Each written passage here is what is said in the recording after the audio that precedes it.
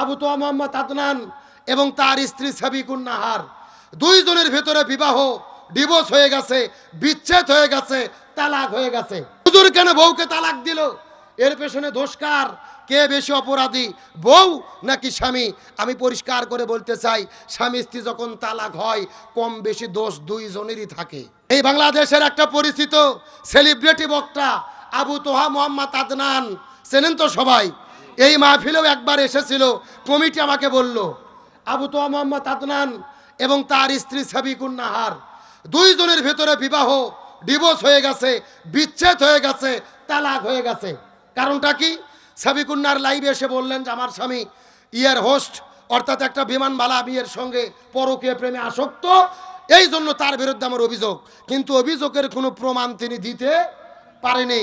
কিন্তু তার বিরুদ্ধে অভিযোগের পরিপ্রেক্ষিতে তাদের বিয়ে বিভেদ হয়ে গেল, তালাক হয়ে গেল, বিচ্ছেদ হয়ে গেল, পুরো সোশ্যাল মিডিয়া তোলপাড়। হুজুর কেন বউকে তালাক দিল? এর পেছনে দোষকার, কে বেশি অপরাধী, বউ নাকি স্বামী? আমি পরিষ্কার করে বলতে চাই, স্বামী স্ত্রী যখন তালাক হয় কম বেশি দোষ দুইজনেরই থাকে। কথা বলে না কেন? এই দুইজনের ভেতরে একজন যদি ধৈর্যশীল হতো, যদি সবুর করতো, এই সংসার ভাঙতো না। আমরা বাংলাদেশে কত মেয়েকে দেখেছি, স্বামী মারা যায়, একটা দুইটা সন্তান থাকে, আর সারা জীবন বিয়ে বসে না, বিয়ে করে না, ওই দুই এক সন্তান নিয়ে জীবন কাটিয়ে দেয়। আবার এমনও স্বামী আছে, বউ মারা গেছে সন্তান রেখে, আর বিয়ে করে না, সন্তানদের লালন পালন করে সারা জীবন কাটিয়ে দেয়। আর আবু তোহা বউ ছেড়ে দিল, সাবিকুন নাহার স্বামীকে তালাক করলো, আরও 2 নম্বর, ওরও 2 নম্বর। কথা কর না গা, মানে আরো 2 নম্বর স্ত্রী, ওরও 2 নম্বর স্বামী। ভালো করে বোঝেন, আল্লাহর কোরআন সূরা নূরের 3 নম্বর আয়াতে বলেছে, যে যেমন তার জীবন সঙ্গী হবে তেমন। এর রাষ্ট্রের মুসলমান গভীর মনোযোগ। এই মক্কা মদিনার মধ্যে ঘোরাঘুরি করেছে, কিন্তু কোন দোকানের ভেতরে এত ভালো সুঘ্রাণ পায় না। কিন্তু তোমার পুত্রবধূ কেন সুঘ্রাণ ব্যবহার করে জানতে চাই। আব্দুল মোত্তালেব স্ত্রীকে সঙ্গে করে নিয়ে আস্তে করে চলে গেলেন আমিনার কাছে। আমিনার কাছে যাওয়ার পরে ডাকতে বলে, মা, এ পুত্রবধূ রে, তুমি কি আমাদের নাক কাটা ফেলবে, কান কাটা ফেলবে, মানুষের কাছে অপমানিত করবে? তুমি কেন সুঘ্রাণ ব্যবহার করেছো জানতে চায়। আমিনা ডাকতে বলে, বাবা, যেহেতু আপনি প্রশ্ন করেছেন, সত্যটা আপনাকে বলতেই হবে, আমি কোনো সুঘ্রাণ ব্যবহার করি নাই। তবে আজব ঘটনা হলো, আজ থেকে কয়েকদিন আগে আমার গর্ভের ভেতরে একটা সন্তানের অস্তিত্ব লাভ হয়ে গেছে। ওই সন্তান যখন গর্ভের মধ্যে অস্তিত্ব লাভ হয়ে গেল, আমি যখন বুঝতে পারলাম, লক্ষ্য করে দেখি আমার ঘরের দরজা জানালাগুলো, বালিকোনাগুলো, আমি আমিনা আমাকে সালাম বলা শুরু করে দিয়েছে। ঘরের দরজা জানালাগুলো আমাকে সালাম বলা শুরু করে দিয়েছে। ওই ঘর থেকে যখন বের হয়ে যাওয়া শুরু করি, লক্ষ্য করে দেখি মক্কার শহরের রাস্তার ধুলোবালি কোনাগুলো, পাথরগুলো, আমি আমিনা আমাকে সালাম জানানো শুরু করে। বাবা, এখানেই শেষ নয়, কসম করে বলি, মিথ্যা কথা বলবো না। ওই সন্তান যখন আমার গর্ভের মধ্যে অস্তিত্ব লাভ হয়ে গেল, আল্লাহর পক্ষ থেকে 12 জন রাসূল আমার কাছে এসেছে, আলান সালান বলে আমাকে সংবর্ধনা জানিয়ে দিয়ে গেছে। বাবা, এখানে শেষ নয়, ওই জান্নাতের মধ্য থেকে 3 জন জান্নাতি মহিয়সী নারী আমার ঘরের মধ্যে আগমন করেছে। 1 নম্বর হলো ইমরাতু ফিরাউন, ফিরাউনের স্ত্রী আসিয়া আলাইহিস সালাম। 2 নম্বর হলো উম্মে ঈসা, ঈসা আলাইহিস সালামের মা মারিয়াম আলাইহিস সালাম। 3 নম্বর উক্তে মুসা, মুসা আলাইহিস সালামের বোন কুলসুম আলাইহিস সালাম। এই 3 জন মহিয়সী নারী ওই জান্নাতের মধ্য থেকে জান্নাতি মালা আনার পরে আমার গলার মধ্য দিয়ে ডাক দে বলে, এ আমিনা, তুমি কোনো জানতন মহিলা নয় রে, তুমি বড়ই সৌভাগ্যবান। আর তোমার গর্ভের ভেতরে যে আগমন করতেছে, এ যেন তেন কোনো সন্তান নয়, এ হলো আখিরি জামানার পয়গম্বর।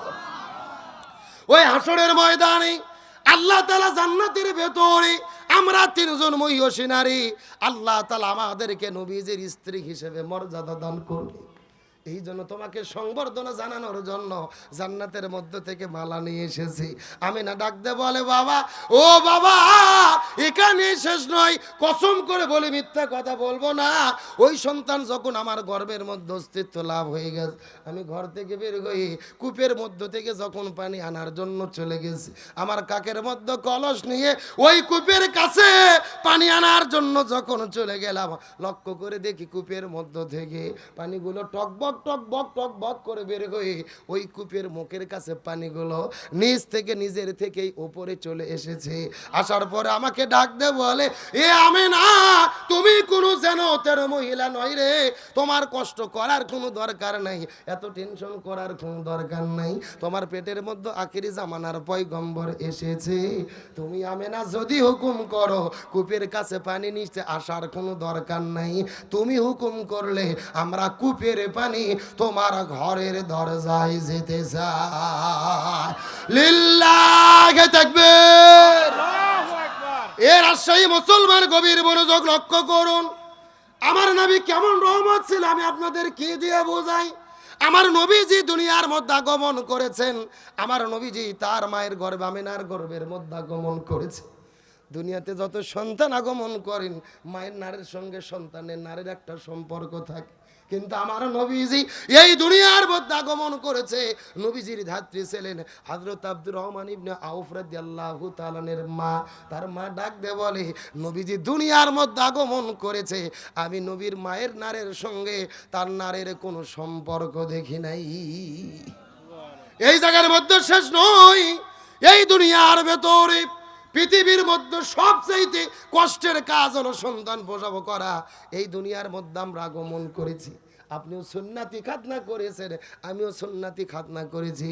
সুন্নাতি খাতনা করা হলেন ইব্রাহিম আলাইহিস সালামের সুন্নাহ, কিন্তু আমার নবীজি এই দুনিয়ার মধ্যে আগমন করেছে, ওই নবীর সুন্নাতি খাতনা করার কোনো প্রয়োজন হয় নাই। বিশ্ব নবীজির লজ্জাস্থানে কেউ হাত দেবে, লজ্জাস্থানে কেউ স্পর্শ করবে, এটা আমার আল্লাহ তাআলা চাই নাই। আমার নবী সুন্নাতি খাতনা অবস্থায় মায়ের গর্ভ থেকে দুনিয়ার মধ্যে আগমন করেছে। যে কথা বলতে চাচ্ছিলাম, এ তানুরের মুসলমান, এই দুনিয়ার মধ্যে সবচেয়ে কষ্টের কাজ হলো সন্তান প্রসব করা। ডাক্তার গুণ বলেছেন, চিকিৎসা বিজ্ঞানী গুণ পরীক্ষা করে বলেছেন, এই দুনিয়ার ভেতরে সবচাইতে কষ্টের কাম হলো সন্তান প্রসব করা। একটা সন্তান যখন মায়ের গর্ভে আসে, 7 মাস যখন মায়ের গর্ভের মধ্যে শুরু হয়ে যায়, সন্তানের মাথা থাকে কিন্তু মায়ের পেটের নিচ দিকে, আর পাও থাকে কিন্তু ওপর দিকে। তার মানে মাথা নিচে থাকে আর পাগুলো ওই মায়ের কলিজা বরাবর ঠেকে যায়। প্রতিদিন মায়ের কলিজার মধ্যে সন্তান লাথি মারে। আপনিও আপনার মায়ের কলিজার মধ্যে লাথি দিয়েছেন, আমিও আমার মায়ের কলিজার মধ্যে লাথি দিয়েছি। ওই ডাক্তার গুণ বর্ণনা করে বলে, কোন সন্তান ওই মায়ের গর্ভের ভেতরে এই 3-4 মাসের ভেতরে কমপক্ষে 3000 থেকে 3500 বার পর্যন্ত ওই মায়ের কলিজার মধ্যে পা দিয়ে সন্তানগুলো লাথি মারে। কিন্তু পৃথিবীর চিকিৎসা বিজ্ঞানী গুণ বলে, কোন জীবিত মানুষের কলিজার মধ্যে যদি কেউ একবার যদি আঘাত করে, এই দুনিয়ার মধ্যে তার বেঁচে থাকার কথা নয়। কিন্তু দুর্ভাগ্যজনক হলেও কথাটা সত্য, মহিময় বিস্ময়কর বিষয় হলো, যেই সন্তান মায়ের গর্ভের ভেতরে মায়ের কলিজায় যত বেশি আঘাত করে, ওই সন্তানের সঙ্গে ওই মায়ের ভালোবাসা মহব্বত সম্পর্ক আল্লাহ তত বৃদ্ধি করে দেয়। আল্লাহু আকবার বলেন। এ তানের মুসলমান গভীর মনোযোগ লক্ষ্য করুন।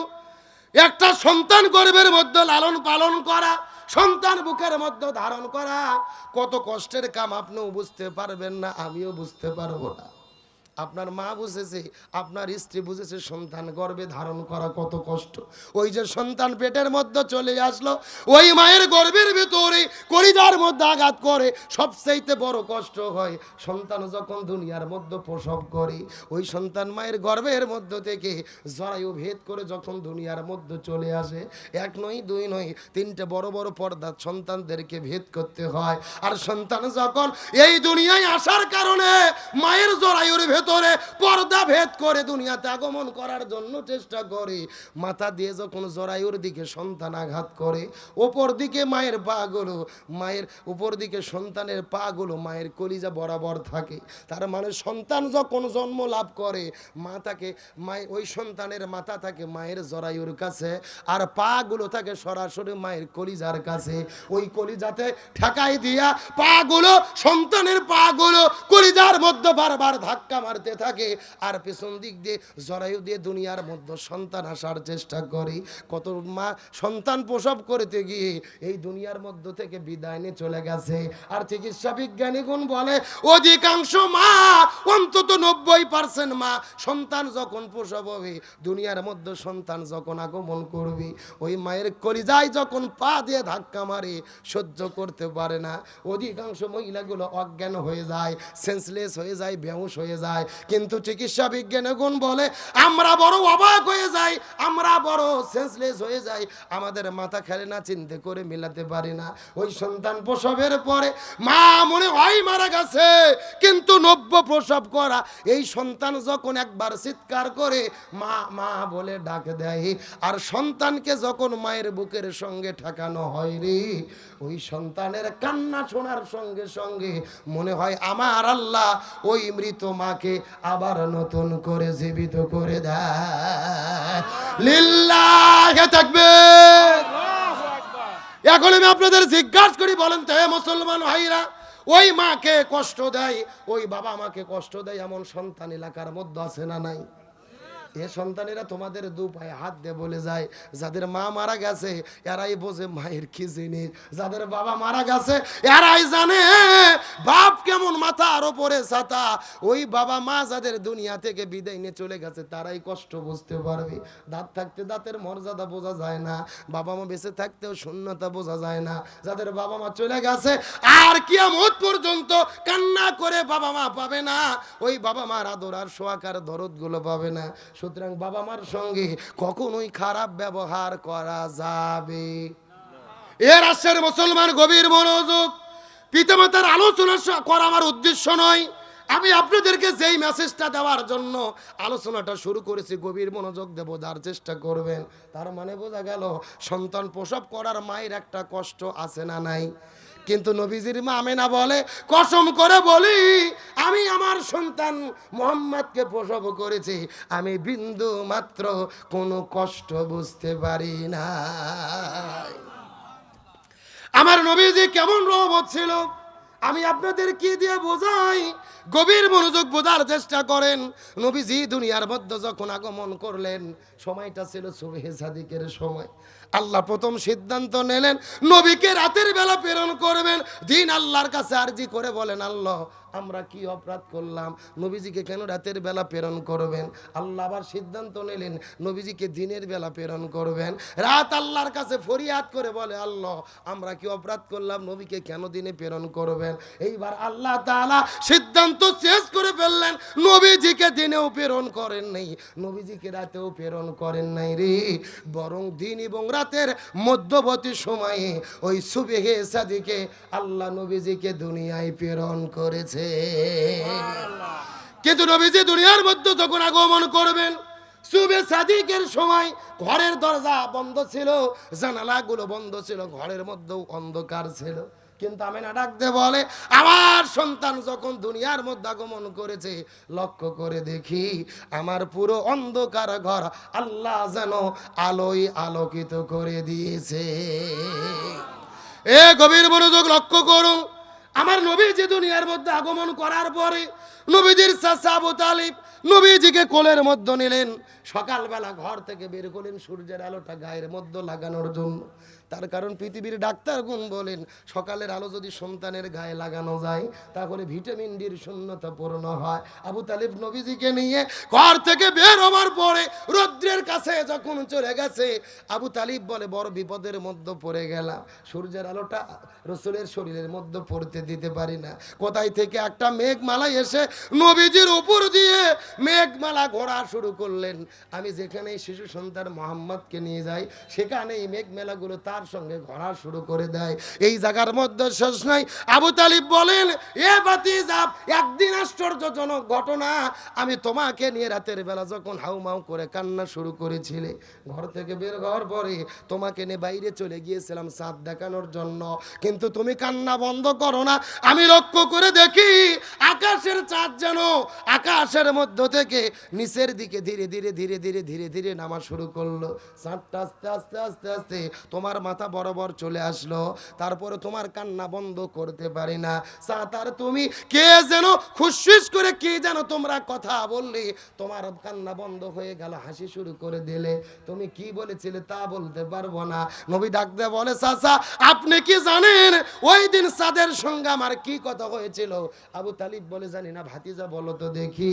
এমন সময় রাসূল বলে, চাচা রে, চাঁদ আমার কাছে এসে বলেছিল, ইয়া রাসূলুল্লাহ, আপনার বাবা বিদায় নিয়ে চলে গেছে, এই দুনিয়ার ভেতরে খেলনা দেওয়ার মতো, আপনার সঙ্গে খেলা করার মতো লোক পৃথিবীর মধ্যে নাই। এটা কখনোই ভাববেন না। রাতের বেলা যদি আপনার প্রয়োজন হয়, শুধু আকাশের দিকে ইশারা করবেন, আমি চাঁদ আপনার সঙ্গে সারা রাত খেলা করতে চাই। লিল্লাহি তাকবীর। এখন আমি আপনাদের জিজ্ঞাসা করি, বলেন তো, এ তানোরের মুসলমান, ওই নবীজির সম্মান মর্যাদা কম না বেশি? তবে যেই শিক্ষাটা আপনাদেরকে দিতে চাই, এই যে নবীর বাবা বিদায় নিয়ে চলে গেলেন, মা বিদায় নিয়ে চলে গেলেন, নবীর দাদা বিদায় নিয়ে চলে গেলেন, নবী চলে গেলেন আবু তালিবের কাছে। আবু তালিব নবীজিকে ঘরের মধ্যে থাকার জায়গা দিল, সন্তানের মতো বড় করলো, খাবার দিল, ব্যবসা বাণিজ্যটা ছেড়ে দিল।